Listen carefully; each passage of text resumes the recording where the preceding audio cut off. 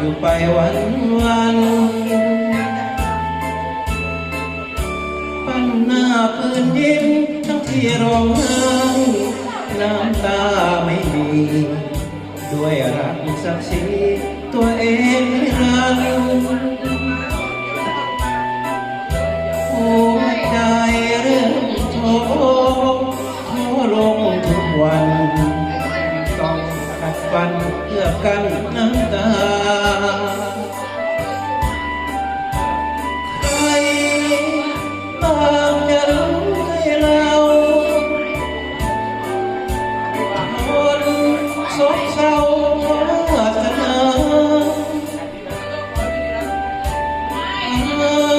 พักพ่อที่เคยเลี้ยงมาโทษเอ่ยโชคชะตาอาภัพรักผิดซ้ำพี่โทษผู้หญิงให้เข้าใจยากจริงสิ่งใดหน้าตาสดใสใจดีหรือดำเมื่อวานบอกรักไว้ตั้งหลายคำวันนี้กลับทำลืมตาเธอ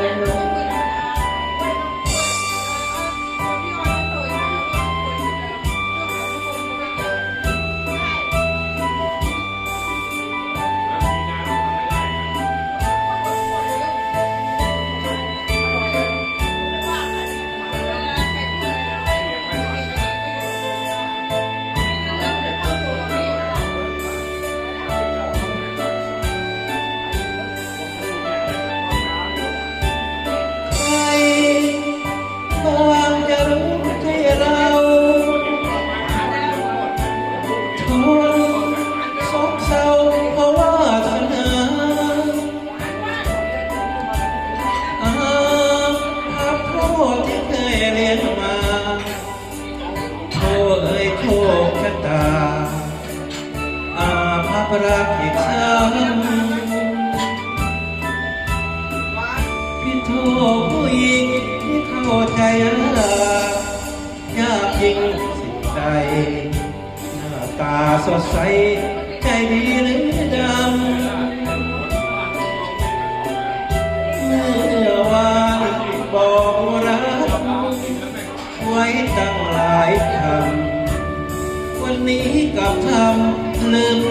ตาเธอขอบคุณครับดอกไม้นะครับขอบคุณครับพี่ครับ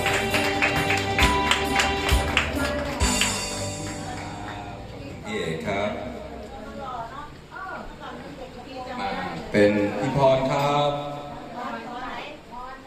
มีอยู่พรเดียวนั่นแหละเอ้า